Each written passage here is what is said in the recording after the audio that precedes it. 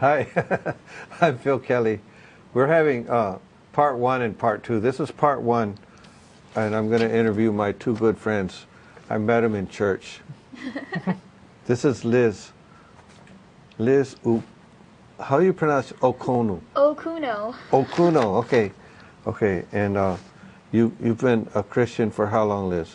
About almost 4 months now. All right, and I met you in church. Yes. I knew your brother, too. Yes, you I did. met him in church, too. Indeed. Bryson. Yes. And he hasn't been on our program yet. Nope. And then, Ethan, how long have you been a Christian? Been a Christian for almost 2 years now. Almost 2 years, okay. And I met you in church. I met you at the airport, yeah, when I came in, maybe. I From LA. actually met you after that. Oh, I heard the rumors about you. Oh, yeah. Cool guy. yeah. I don't I care. met you at the beach. Oh, yeah, at the beach. Yeah, How at the nice. beach, Rumors. I don't care what anybody says about me as long as I get attention. That's what Madonna said, you No, know. they were good rumors. Sure That's about amazing then. Okay, so these are going to be part one and part two. Part one is this program is going to be called Religious Experiences. And probably Ethan and Liz are going to tell about some of their religious experiences that they've had from the time they were born until the time they just got baptized 4 months ago and 2 years ago. And you can make any kind of variation you want. But Liz, since you're sitting right next to me, do you want to say anything about, I mean, I really don't have any clue, you know, about your religious background from the time you were born till the time you decided you really wanted to be a Christian 4 months ago. So say whatever you want to say. Okay. Well, I guess I'll start off with my story. I was raised in a Christian home. I was raised by Christian parents. Well, my dad actually. My parents were divorced when I was 2. They divorced, you said? Yeah. Really? They're still divorced then? Yes. Oh. But yeah, and I guess I never knew them together, so it doesn't really matter. But I guess I was raised in it. I knew all about it. I was raised in the church. I knew all the answers in Sunday school. I was that little kid, you know. I was the kid who always had the answer. And I was just a good girl, you know. Middle school, high school, didn't do anything bad. I was never tempted by drugs or alcohol or anything like that. I was just a good, proper kid, you know. And they taught you everything in Sunday school and church and everything, so you knew the answers. Well, I Because knew your the dad answers took you the to church, yeah? questions. Yes, my dad took me to church. All right, okay, okay. But I don't know. I was just always looking for something more, I guess. And I don't know. In high school, I didn't feel it. You know, I knew all about it, and I just felt like I knew answers. I didn't know God, but like I wanted to. And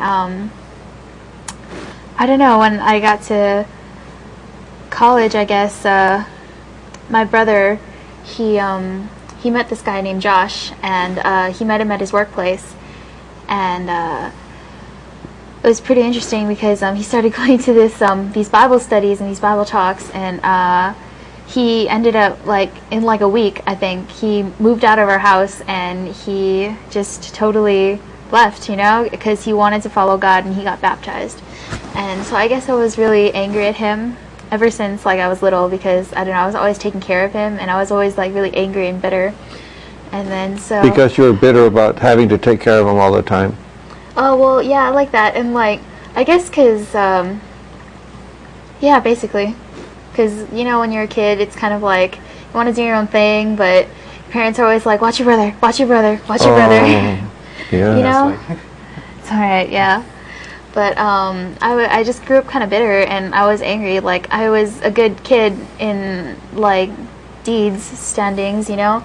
I made pretty good grades. I was that uptight girl who wouldn't go partying or drinking, and if the sun went down and I wasn't home, then I would be in trouble. Whoa.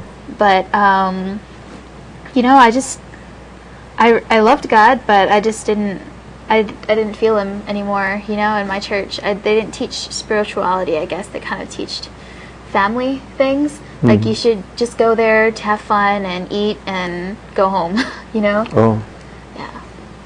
So, and the good thing is we normally do a 30-minute program, but the time is not going, so time has stopped. We can go on forever. The timer's not working, and we don't even have a clue how much time we have left, but it'll be all right.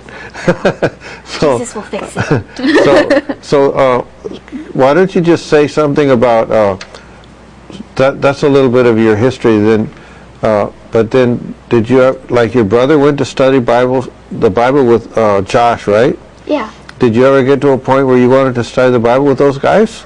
Well, I was really... Or did you know it all? I thought I knew it all. I'm not going to lie. You know, I thought my brother was crazy. I was like, what are you doing? You just left us. How could you just leave us, you know? Yeah. But I thought I knew it all. I was really bitter. And he actually, him and his... well, at the time, it was his girlfriend, but they broke up, and she also studied the Bible, and she was my good friend. She was my friend for 3 years. All right. And I would see her around, and also my friend Zach from high school, and he would be at our college, and he would be like, come on, Liz, you should come study the Bible with us, you know? And I'd be like, no, it's my brother's church, go away. And yeah, but this one day, I don't know, I was walking the library, and I was praying to God, like I'd been praying to God before, that I needed to find him. Like I was afraid of, I guess, like I wanted to find him, and I wanted to more, you know, than what my church was giving me. And, but I was kind of afraid that it would change who I was. You know, I knew it would change who I was. Like I knew I loved God, but I wasn't putting him first. Oh. Yeah. So I was praying, and then like I think the next day, I saw my brother in the library, and he didn't see me. And I was like, I could have totally walked away, but I had this feeling, and I went over there, and I talked to him. And he told me he was talking to my mom, who I hadn't seen in a really long time. And I was like, okay, whatever. And he was telling me about his church, and I was like, no, don't talk to me about that. And he was like, you know, you should come out, you should do a Bible study. And I was like, no. I had made it so clear that no. And then in walks Jasmine, who was my friend, who was his ex-girlfriend. And she's walking down the stairs with this other girl, Joy. Oh, Joy, yeah? Yeah, Joy. We know her. They sat on either side of me. And Jasmine just looked at me with this face that said, you better do this for me, because I'm so sad. I'll be so sad, you know, if you don't. She looked at me with this Jasmine face. And All right. she just looked at me, and she was like, Liz, will you study the Bible? And I was like, I couldn't say no, you know? Yeah. And I was like, yes, Jasmine, I'll study the Bible. And my brother was like, what? But yeah, and so before I studied the Bible, I hung out with the people from the church for about a week. And like, it was spring break. And I was like, oh wow. You know, I was just really amazed by these people and how much they loved God and how like they were living the life, you know? Because in my old church, nobody like lived it. We all like swore outside of church. We all did bad things, you know, like some more than others. But yeah, I was just really amazed by the people, and they just won me over about how warm they were and just how much they love God. And I wanted that, you know, like I knew they had it, and I wanted it. All right. So yeah. Cool. And I studied the Bible and got baptized, and here I am. All right. That's nice. That's nice. So that's perfect. So now, Ethan, what happened after you were born? Did you ever have any experience with any religion? Well, And go ahead. well, I was born and raised in Palau. You know, an island. It's an island next to Guam, in a country, and I grew up. Basically, the main religion over there is Catholicism. Mm. And you know, my mom was Catholic, and most of her children were Catholic, and you know, I kind of grew up into it. And she told me stories. You know, I was baptized as a baby. Obviously, I don't remember it. But yeah, I was baptized as a baby, and as far as I can remember, I've always been going to church. You know, with my mom. To the Catholic Church. To the Catholic Church, yeah. Going to masses, as they were called, and going there every Sunday, and ironically, I had the decision to choose which high school I wanted to go to, and most of my older siblings, they've already went to the Catholic high school, you know, the town where I was born and raised, and I just decided to go there, kind of to stick with family traditions, as you could say. Mm-hmm. And plus, it was a private school, private Catholic school, and I felt like I would be able to build more of a good relationship with people over there, and find myself, in life over there. So that's kind of why I chose to go there. And I know it's kind of like the same thing what Liz was saying, learning a lot of things and learning a lot of head knowledge. But that's all I knew. I knew how to. You were supposed to do this, and you were supposed to do that. And you go to church every Sunday, and be respectful to other people. But I just wasn't feeling it. Mm-hmm. And was being tempted by all the outside influences to do drugs or to. You were tempted, you said. Were tempted, yeah, because Mm-hmm. all my classmates were drinking, very early, even in our freshman years, and I was kind of alone in high school. My freshman year, I didn't know who to hang out with, and who my best friends were, and it was really tempting to want to do that kind of stuff with them, to fit in, Oh, you did want to do that kind of yeah, stuff. just to be able to to fit in and to feel accepted in the high school community. Yeah. Yeah, my senior year, got in a relationship, and ironically, that's what led me here to Hawaii. I graduated high school, and then we were still together, and then we made plans to come to Hawaii. He's like, hey, let's go to UH Manoa. Oh, you were going to go to UH Manoa? Yeah, we planned it, and we both applied. We both got accepted, and then we both planned everything. Applied to the dorms, and got up money, bought our tickets. And ironically, we broke off way before I had to move out here. I had to move here August of 2009, and we broke up in April of the same year. Oh. And during that time, it was kind of one of the lowest points of my life. Depressed, dealing with a breakup, and living at home with parents. Living at home with parents for 17 years kind of gets to the certain point where you just don't want to do it anymore, and you want to start living your own life, and that's what I wanted to do. So I was like, I'll go to Hawaii, go to UH Manoa, and started basically a new life over there. Yeah, good. And that great, best decision ever made. All right. Yeah. And then what happened when did you have any more religious experience after you got to UH Manoa? Well, it's a good question. When I came here, I was like, I'm tired of the Bible. I'm tired of, trying to follow God or going to church and everything. I wanted to do my own thing. And ironically, I was praying. I was like, God, why am I here? I felt so lonely, being here in my first month and not knowing anybody. And ironically, my cousin, who moved here around the same time, she was studying the Bible with Joy.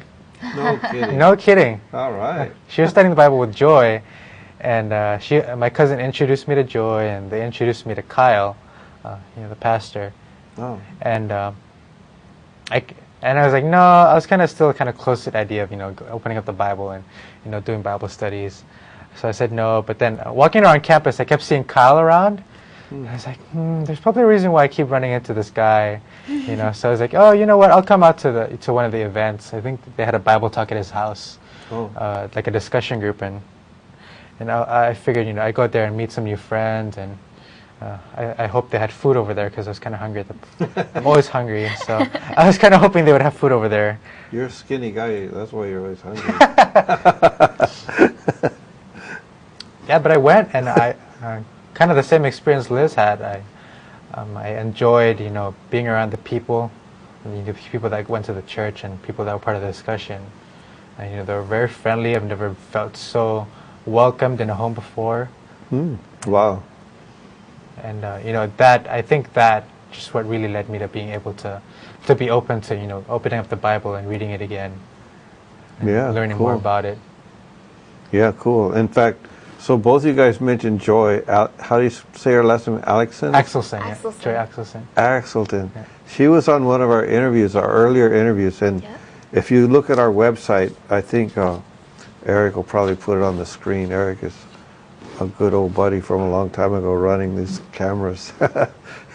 So if you go to this website, you can see some of the interviews we did online. And Joy, you can see Joy on there. Oh, okay. She's on one of them.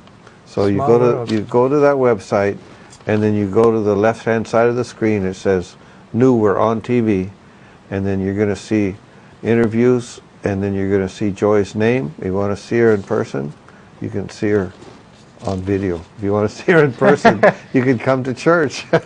If she's still around, she's cool. I mean, she's more than around. She's number one. You know, she's right on.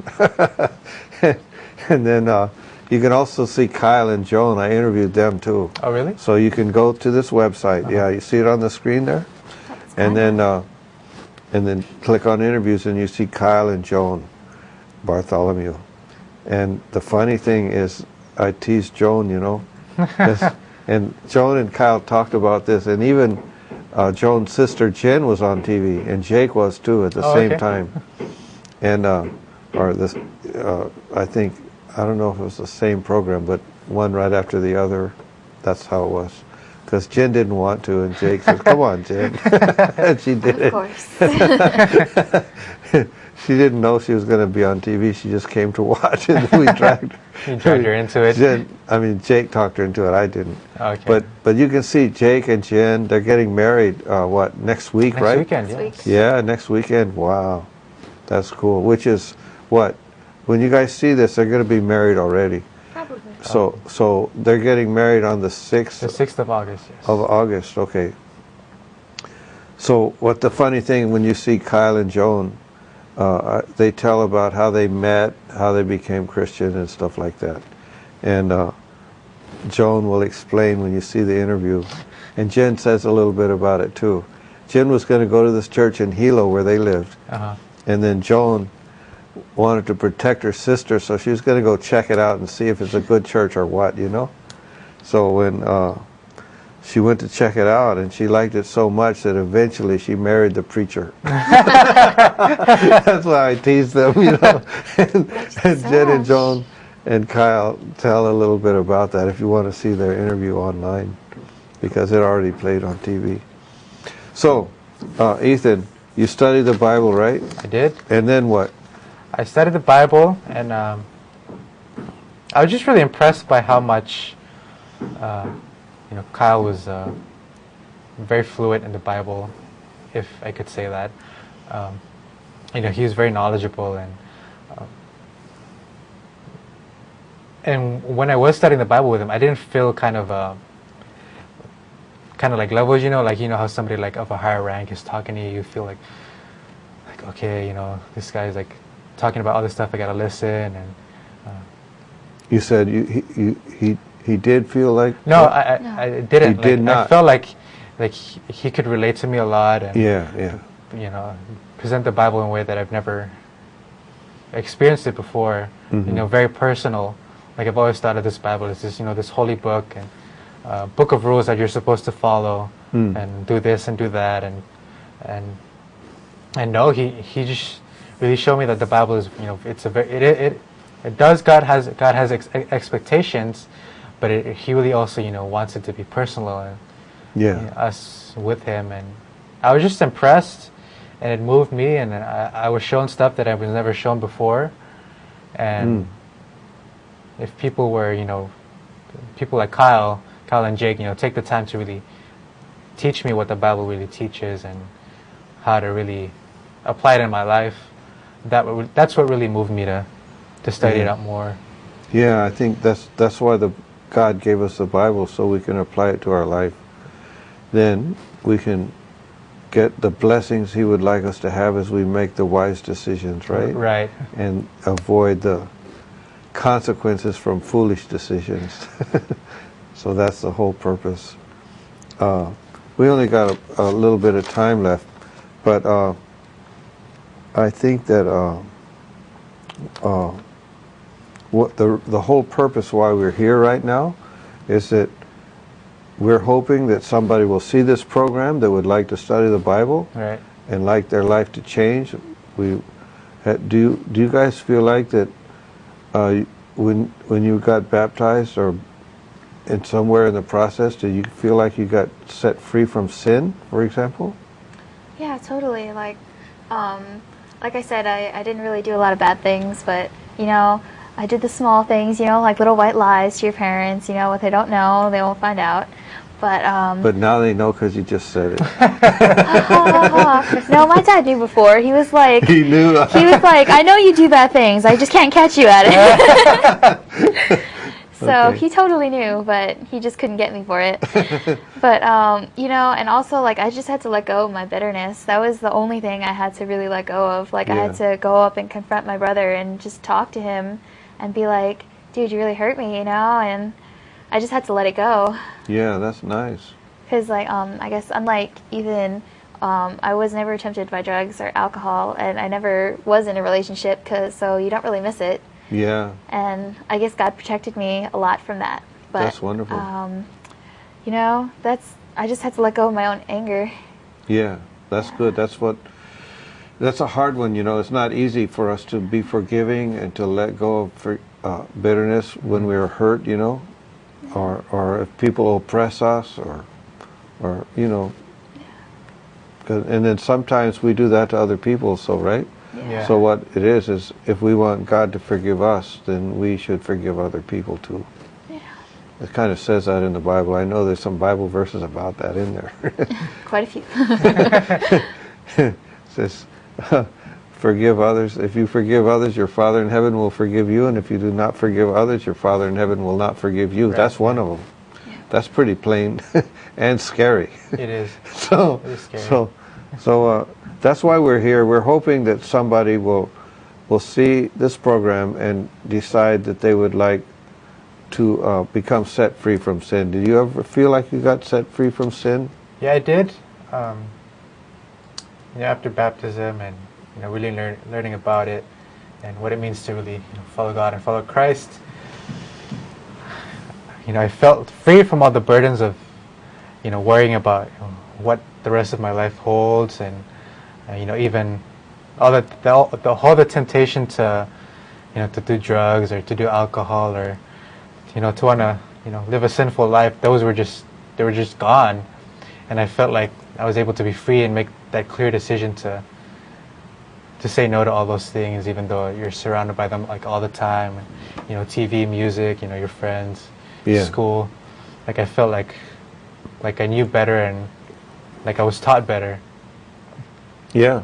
Well, it was good that your parents tried to raise you, the best they could under the circumstances, yeah? Right, yeah. I mean, so many, a large amount of people have been born and raised into the Catholic religion, and they do the best they can to help their kids under the circumstances, right? Mm-hmm. That's all they know about. Right. And so they do the best they can. I have a little bit of experience. I actually, I was just like you guys. I was raised real innocent, and after high school, I just kind of went totally opposite. Especially when I went in the military, I didn't want to miss any opportunity to sin if I had a chance to, including drugs, alcohol, and everything else. Right. So I became entangled in sin, and my parents were very sad, because they raised me to be a good kid, even though my parents weren't really religious at all. But my mother used to always tell me, I always think of that movie with Forrest Gump, Forrest when he Gump. says, "My Gump. mama told me," so I could say, "My mama told me, seek and you will find," and she gave me a little Bible, and even though my parents weren't Christians, they both died already too, but my mother tried to help me and gave me a Bible and told me, "Seek and you will find," and I always remember she told me that. And so when my life became such a mess and I was entangled in sin and I was hurting other people, then I thought, okay, I'm going to try to find out if God exists or not. And then I had made a decision that if I found out that God existed, I wanted to try to do things His way and see what that was like. Because I tried doing things just to have a good time, and I know what that's like. And it's just like a downward spiral. Right. Where you get entangled in sin, and sometimes when you get entangled in sin, you're probably so innocent, but you probably know when you get entangled in sin, it's hard to get hard to get- unentangled sometimes, Yes. and it's very painful, like when you broke up with your girlfriend and stuff. Okay, so this is the purpose. So there, yeah. Eric, thanks for putting those up on the screen. You can call Jake or Hendrix. Hendrix has the singles group. So all the single people like to get together with Hendrix. There's his phone number, Tuesday nights at 7:30. Feel free to call him, tell him you would like to meet him and get together with the singles group. What they do is they get together and study the Bible. And so if somebody wants to better themselves, go right ahead. And Jake is in charge of the campus ministry. Anybody goes to any campus on this island, feel free to call Jake and tell him you like to study the Bible and improve yourself, you know? I mean, nothing wrong with improving yourself. No. So, and then, so that's Jake's phone number. He's been here for so many years. He's getting married. By the time you see this, he'll probably be married if something bad doesn't Probably be happen. Oh. 1 week from now, from today's date is the 28th of July when we're recording this program. So it'll probably play in August.